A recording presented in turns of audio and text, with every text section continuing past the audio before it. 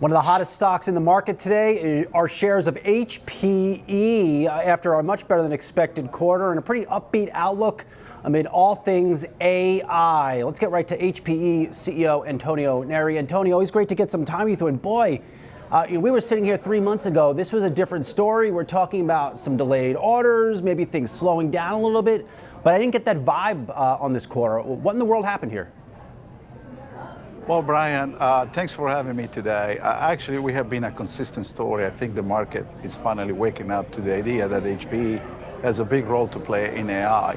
And I'm very pleased on the fact that we continue to execute our strategy and delivering the results we did, like in Q2, where you see that we beat revenues and non-GAAP earnings per share on the back of the AI system revenue conversion, which more than doubled from Q1, now exceeding $900 million for the quarter. So HPE is uniquely positioned to capture the AI inflection point that we see continue to drive the momentum in hybrid cloud, and obviously the networking piece of this is super important as the market in that particular segment recovers. But today is an AI story, no question. And as we think about the market evolution, we continue to see very strong demand. We continue to see that demand accelerating. And what I'm really pleased about that demand is now that more than 15% of our cumulative orders now represent enterprise AI. You've always been good in sharing how much in terms of dollar value in orders of AI-related products and services you have. What's the number now? Because you have been very consistent with us. Every quarter we talk to you, Antonio, that number has gone up pretty significantly. Yeah, we executed with a cumulative AI order book of $4.6 billion. In that number, we converted more than $900 million in revenues. But what is important to realize is that that revenue had solid gross margins, operating margins. And that's because we have been very prudent in managing our cost structure, being super disciplined about the deals we pursue, where we see path to profitability, but most importantly, drive our portfolio of product and services without just focusing on the server itself. And you can see in our disclosures, Brian, is that we start disclosing the services pull-through, which is now getting bigger and bigger. Also because in many of these deals, we actually not only ship the server, but actually provide the full data center infrastructure, and actually we run those systems on behalf of customers. Last time we talked, Antonio, you really were one of the first executives to bring up to me, at least in the tech space, companies having trouble implementing the AI stuff they are ordering because of energy. They couldn't get enough energy into their various systems. Where does that stand now? We're still constrained, Brian. We're still constrained. And as I think about the future, right, we're going to be constrained. It's not just the space.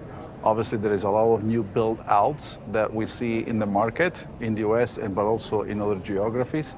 I think the sovereign clouds will have incremental demands on that data center capacity. And obviously, we need more clean energy, more sustainable energy as we go forward.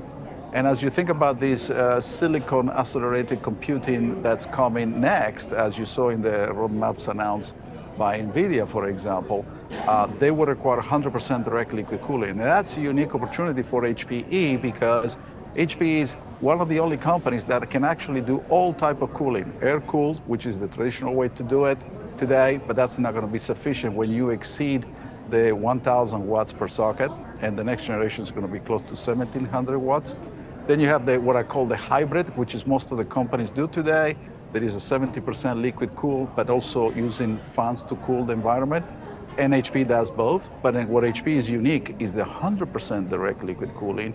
And we have done this for many customers. And in fact, three of the largest systems we have deployed for generative AI are today 100% direct liquid cooling. So it's a combination of space, cooling, and the technology used to cool down the systems with direct liquid cooling. Yeah, it sounds like you got a lot of cool stuff working, Antonio. Why were the margins down in your various segments, and when do those start to improve? Well, I think overall margins were down because of the mix of the business, right? So obviously, as we know, the networking market is going through a transition. And we have done a fantastic job over the last 2 years, adding $2 billion of revenue in our networking segment, which obviously comes with a different structural gross margin profile. And as the market is going through the what I call digestion of the inventories. By the way, we expect a modest sequential demand improvement in networking as we go forward here, which is a positive news. Obviously, that drags the entire company's margin. But if you look at our server segment, we grew revenues 18% and we delivered 11% operating profit, which is in the ranges we guided the street between 11 and 13%. So it's very, very positive. Since you work so closely with Nvidia, you know Jensen for a while, I imagine. How important is that company to the AI build out around the world? Because all we hear about in media land is maybe there's an AI bubble, oh, they can't get enough chips out, we see AMD doing chips, but just from an Nvidia perspective, like how important are they?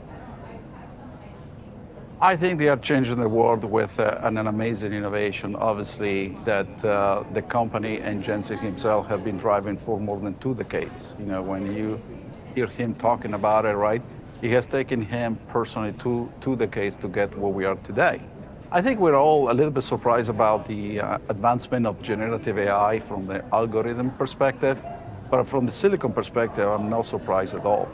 And so I think, you know, together with a company like us, we'll change the world for better in my mind.